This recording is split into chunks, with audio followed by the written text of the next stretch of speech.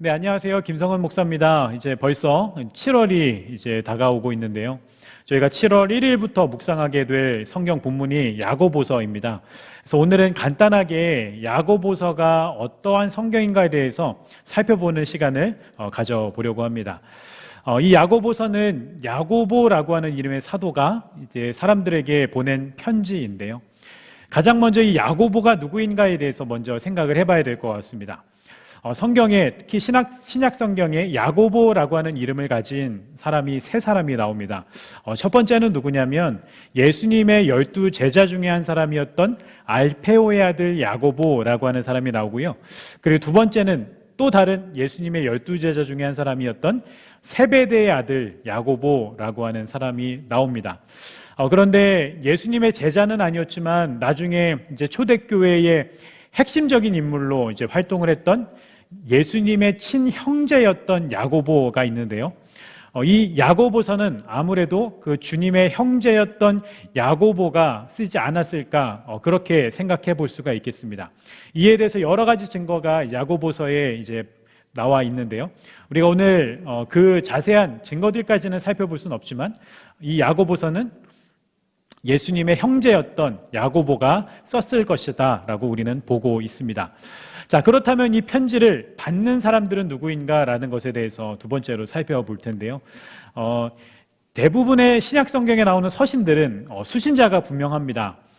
데살로니가 교회라든가 또는 고린도 교회라든가 빌립보 교회라든가 이런 수신자가 누구인지에 대해서 서신서가 분명하게 이야기하고 있는 반면에 이 야고보서라고 하는 서신을 받는 수신자는 그런 특정한 대상이나 특정한 개인을 향한 것이 아니었어요. 그래서 이 야고보서를 공동서신, 공동으로 받는 서신이다라고 그렇게 이야기를 하기도 합니다. 자, 그 야고보서 1장 처음에 서두에 보면 이 편지를 받는 수신인을 누구라고 표현을 하냐 하면 흩어져 있는 12지파라고 이렇게 이야기를 하고 있습니다. 자, 그렇다면 이 야고보서는 유대인만을 위한 것인가?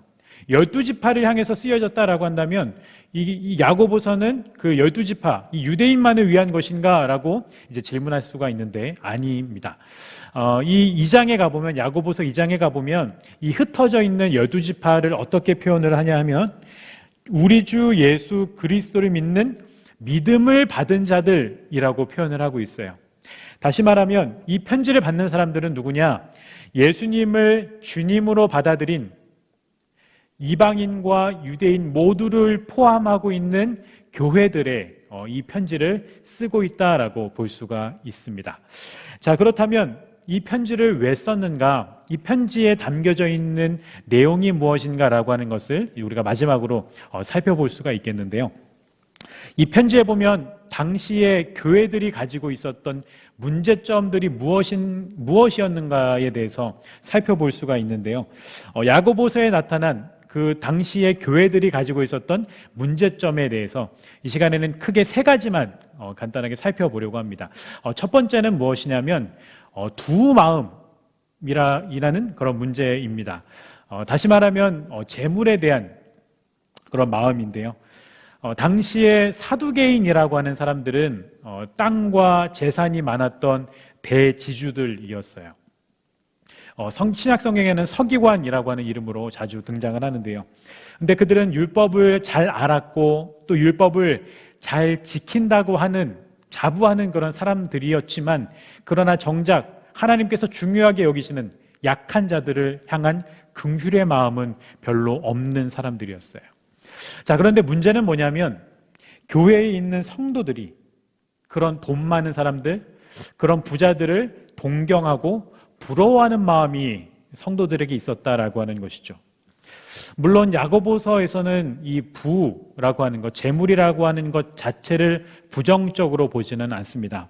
다만 세속에 물들지 않는 경건을 너희가 가지고 있었으면 좋겠다라고 그렇게 권면을 하고 있어요. 재물이나 그런 세상적인 유혹에 물들지 않는 그런 깨끗한 마음을 가질 것을 이제 야고보서는 교훈을 하고 있습니다. 그렇다면 두 번째 문제는 뭐였냐면 비방과 다툼에 관한 문제입니다. 당시의 교회들은 그런 시기와 그런 질투나 그런 싸움이 교회 내부적으로 끊이지가 않았어요. 문제는 뭐냐면 말로 다른 사람들을 저주하고 비판한다라고 하는 것이죠. 함께 모여서 예배할 때는 하나님을 찬양하고 예배했던 그런 입을 가지고 밖에서는 다른 사람들을 비판하고 저주하는 그런 말을 쏟아내었다라고 하는 것이죠. 그래서 여러분 야고보서를 천천히 읽어보시면 야고보서에서는 유독 이 말에 관한 그런 교훈들이 많이 있습니다. 악한 말로 형제를 판단하고 또 저주하고 비판하는 것은 공동체를 파괴하는 것이기 때문에 그리스도인이 절대적으로 경계해야 될 것이다 라고 하는 것을 야고보서는 우리에게 교훈하고 있는 것이죠. 자, 그렇다면 마지막으로 세 번째, 당시에 교회가 가지고 있었던 문제점은 무엇이었냐면 바로 이 행함이 없는 믿음에 관련된 문제였습니다.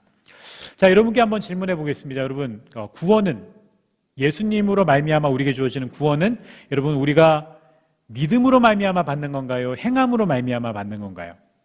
당연히 믿음으로 받게 되는 겁니다. 에베소서에 말씀하는 것처럼 하나님의 은혜에 의하여 믿음으로 말미암아 우리는 구원을 받게 돼요.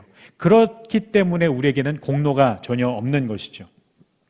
근데 여러분 야고보서는 유독 실천, 행함을 굉장히 많이 강조를 하고 있습니다. 그러다 보니까 종교개혁자, 오직 믿음을 외쳤던 종교개혁자 이 마틴 루터는 이 야고보서를 지푸라기 같이, 복음은 없이 지푸라기 같이 가벼운 서신이다라고 그렇게 표현을 하면서 비하하는 그런 서신이기도 했습니다. 근데 여러분 야고보서는 믿음을 부정하지 않아요. 믿음으로 구원받는다라고 하는 그것 자체를 부정하지는 않습니다. 다만 행함이 없는 믿음에 대해서 경계하고 있는 거예요. 여러분 야고보서에서 말하는 믿음이란 무엇이냐면 하나님의 말씀을 받는 거예요. 하나님의 말씀을 받아서 마음에 말씀이 심겨지는 겁니다. 그 말씀이 심겨져서 그것이 싹을 틔우고 그것이 꽃을 피우고 그것이 열매를 맺게 되는 것, 그 열매가 바로 여러분 행함, 실천이라고 이야기를 할 수가 있는 거예요. 그렇기 때문에 믿음 후에는 반드시 실천이 따라오게 되어 있습니다. 실천이 없는 믿음, 행함이 없는 믿음이란 그거는 가짜 믿음이다, 거짓 믿음이다. 그것을 야고보서에서는 강조하고 있다라고 하는 것이죠. 자, 지금까지 세 가지 당시의 교회들이 가지고 있는 문제점들을 살펴봤습니다. 재물을 향한 마음, 그리고 비방과 다툼의 문제, 그리고 행함이 없는 그런 믿음에 관한 문제들에 대해서 우리가 살펴봤는데요. 비단 이러한 문제들은 당시에 초대교회가 가지고 있었던 그런 문제만이 아니라 어쩌면 오늘날 교회 생활을 하고 있는, 오늘날 신앙생활을 하고 있는 우리에게도 동일한 고민이자 문제이지 않을까라고 하는 그런 생각이 듭니다. 그렇기 때문에 우리가 이제 앞으로 며칠 동안 이 야고보서를 묵상하면서 이 야고보서를 통해서 우리에게 주시는 그런 교훈과 책망의 말씀을 우리가 들을 수 있는 그런 시간이 되었으면 좋겠습니다. 야고보서를 통해 바로 여러분들에게 주시는 우리 주님의 음성, 오늘날 바로 지금 나에게 주시는 하나님의 음성을 우리가 들을 수 있는 그런 시간이 되시기를 주님의 이름으로 축복합니다.